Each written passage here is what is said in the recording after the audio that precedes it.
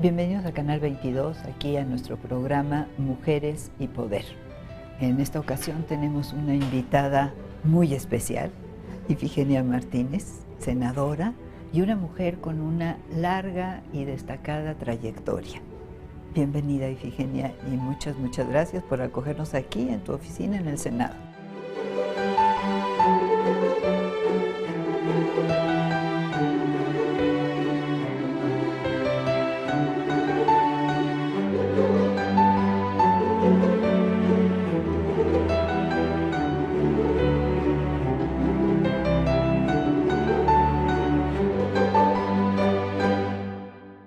Y bueno, la idea de este programa es que conversemos de los grandes cambios que estamos viviendo, pero también de las grandes trayectorias de mujeres como tú, de mujeres que han tenido una importantísima trayectoria y que han dejado huella en este país. Entonces, si te parece, yo quisiera comenzar por preguntarte, ¿cómo ves tú el nuevo Congreso, la Cámara de Senadores y de Diputados con paridad de género? Desde hace tiempo que estoy acostumbrada y me he venido acostumbrando cada vez más a la incursión de las mujeres en diferentes áreas. Y como pues ya desde hace algún tiempo que estoy en actividades legislativas, realmente no me sorprende. Para mí siempre ha sido más significativo las corrientes de pensamiento, es decir, si son de izquierda, de centro o de derecha, si son de alguna, digamos, representan alguna cuestión de algún partido o alguna creencia. Entonces, la cuestión de que tantas son mujeres y tantas son hombres, no. ¿Tú lo sientes igual? Yo los veo Las igual. mujeres pueden estar igual con los hombres. Así sí, y de hecho ya están en el yo así en el lo he Congreso. considerado desde hace mucho. Claro que ahora pues me da mucho gusto verlas, ¿no? Pero yo así, que haga un especial énfasis en el número de mujeres, no. Y bueno, entrando al En tema. el número de las de izquierda, sí. Yo así lo siento, pero yo siento que es una corriente que casi todo nuestro país se ha diversificado hacia la izquierda. Así es. Y centro-izquierda. Que de todas maneras seguimos siendo un país plural, ¿sí? Y nuestra pluralidad es importante. Y respetable. Es importante también. Muy respetable también, sí. También. Muy bien. Y bueno, entrando al tema de la trayectoria, que además creo que tenemos muy poco tiempo para analizar tu trayectoria, porque tu trayectoria es muy larga, muy vasta y muy rica. Es que empecé desde chiquita.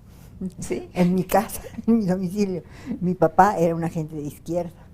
Y como yo era la mayor, y como siempre pues fui a la escuela y saqué buenas calificaciones y todo, pues tenía conversaciones políticas, de política con mi papá.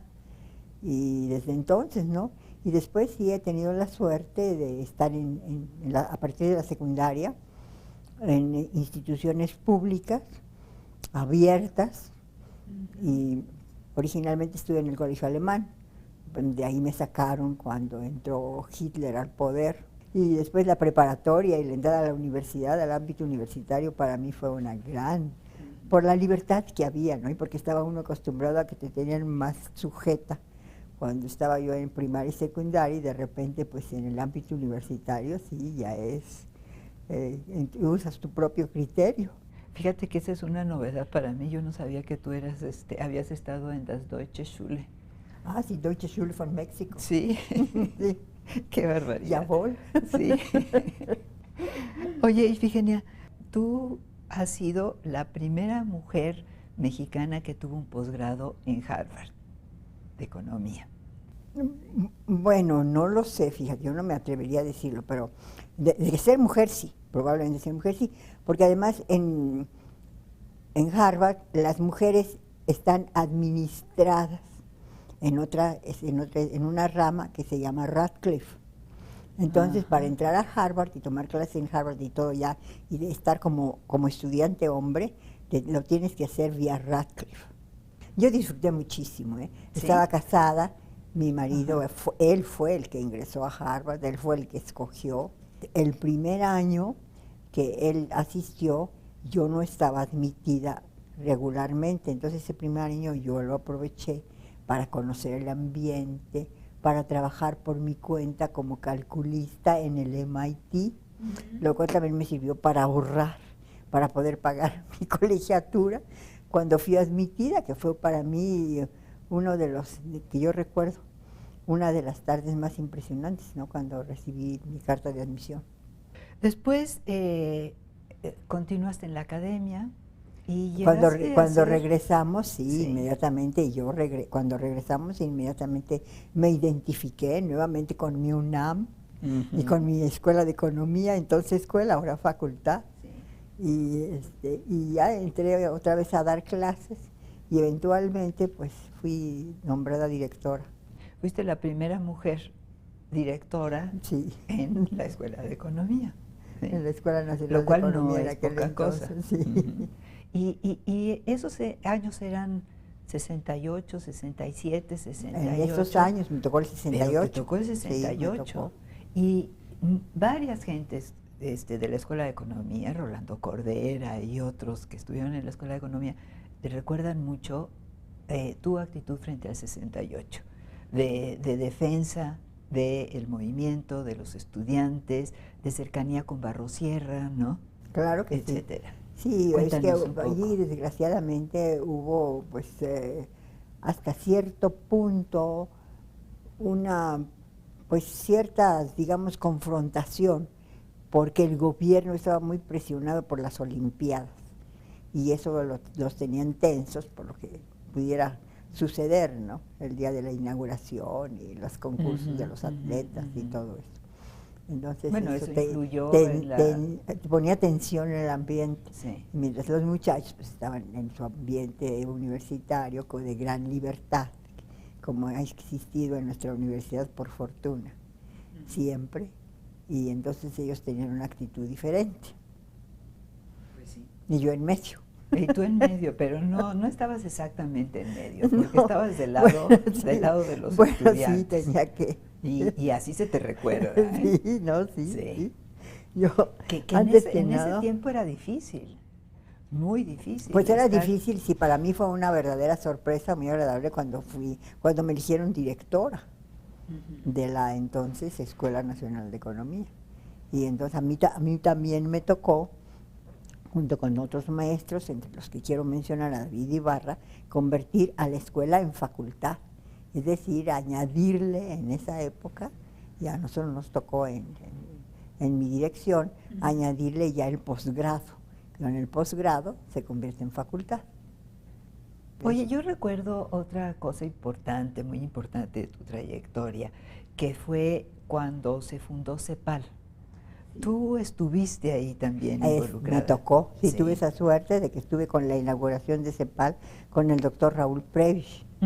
Y entonces otro estudio que también llamó mucho la atención fue el de la distribución del ingreso. Fue la primera vez que se calculó en México cómo estaba el ingreso nacional distribuido entre sus partes, ¿no? Bueno, y tu libro, ¿no?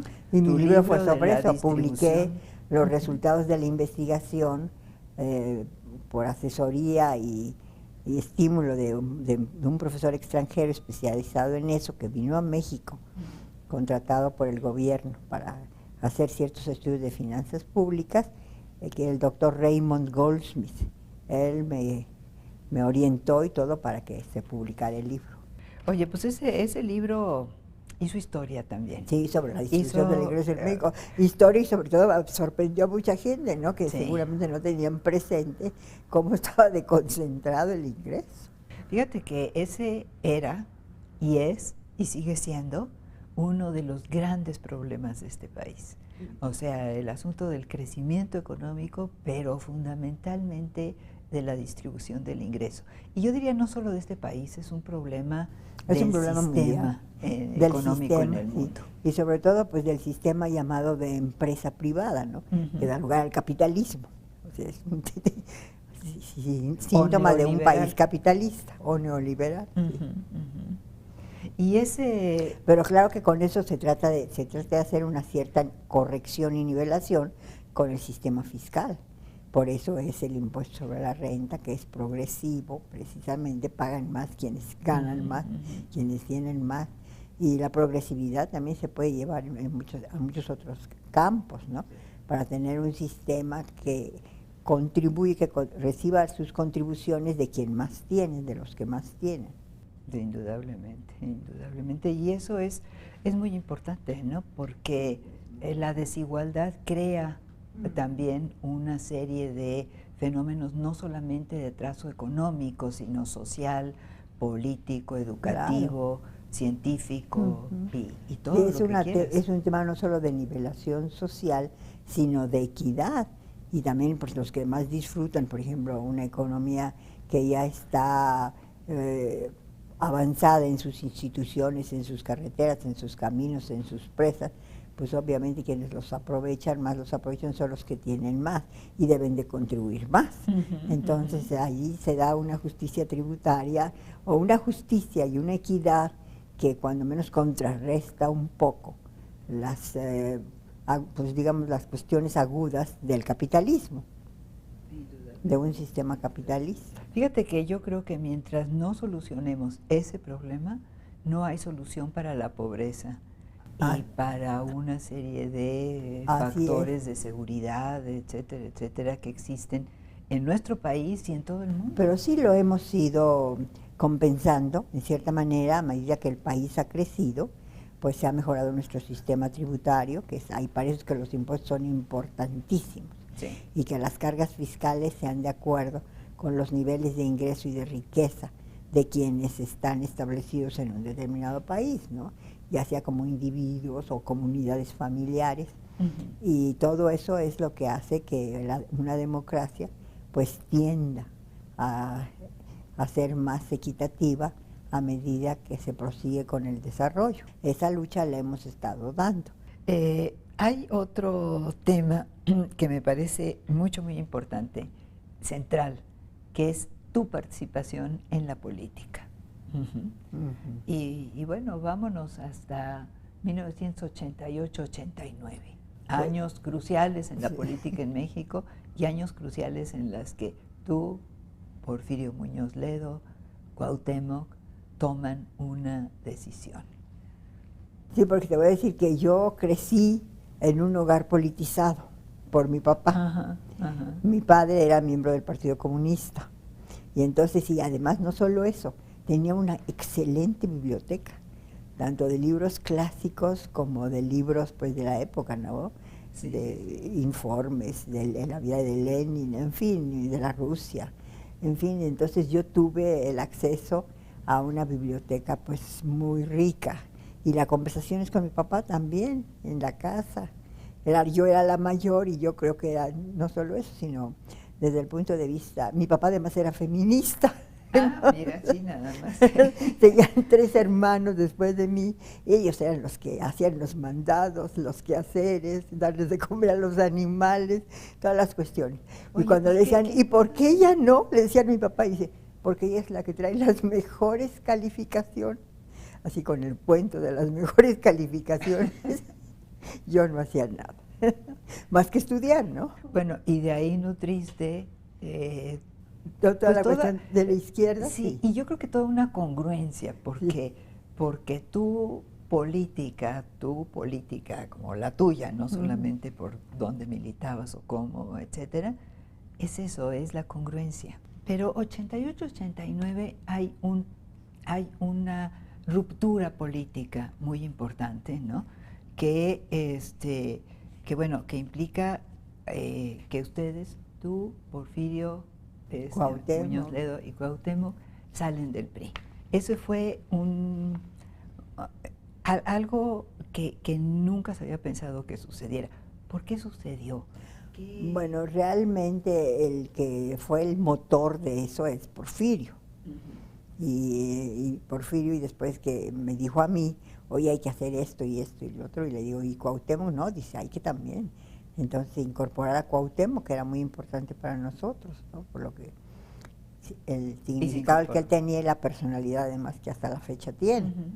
Entonces, sí, nos pusimos de acuerdo y nos lanzamos a nosotros dentro del PRI hicimos una propuesta que fue rechazada. Que entonces era ahí fue la ruptura. La elección presidencial, exacto, ¿no? que era sobre la elección presidencial, que se democratizara el sistema de elección del candidato del partido.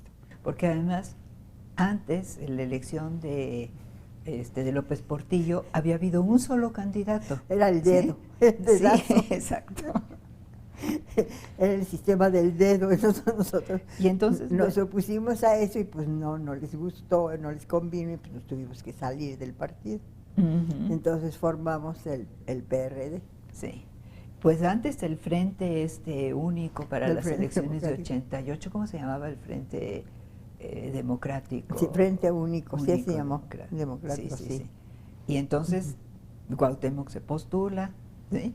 Se unen una serie de partidos de izquierda, viene la elección, viene toda la controversia de si esa elección... Y Cuauhtémoc era gobernador de Michoacán. Cuando empezamos nosotros con el movimiento, Cuauhtémoc era el gobernador de Michoacán y Porfirio no quería, y absolutamente prohibido, que habláramos con la prensa o algo hasta que no se nos uniera Cuauhtémoc.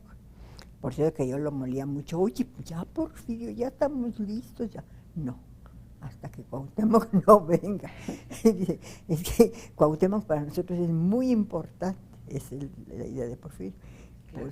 Pues, y ni modo, nos aguantamos hasta que Cuauhtémoc salió del compromiso de que era gobernador, después de que rinde su último informe ya queda libre y entonces ahora sí. Nos lanzamos a pedirle al PRI que hubiera diversidad. El PRI pues obviamente no lo quiso. Entonces nosotros hicimos una carta pues de autonomía, más que nada, no nos salimos del PRI, de autonomía, pero ya eso sirvió para que nos desconocieran. Entonces ya una vez que nos desconocieron, pues ya nosotros quedamos en libertad para fundar un nuevo partido. Entonces fuiste también fundadora. Sí, fuimos fundadores del PRD. Sí, ese fue, exactamente. Y Cuauhtémoc y Porfirio.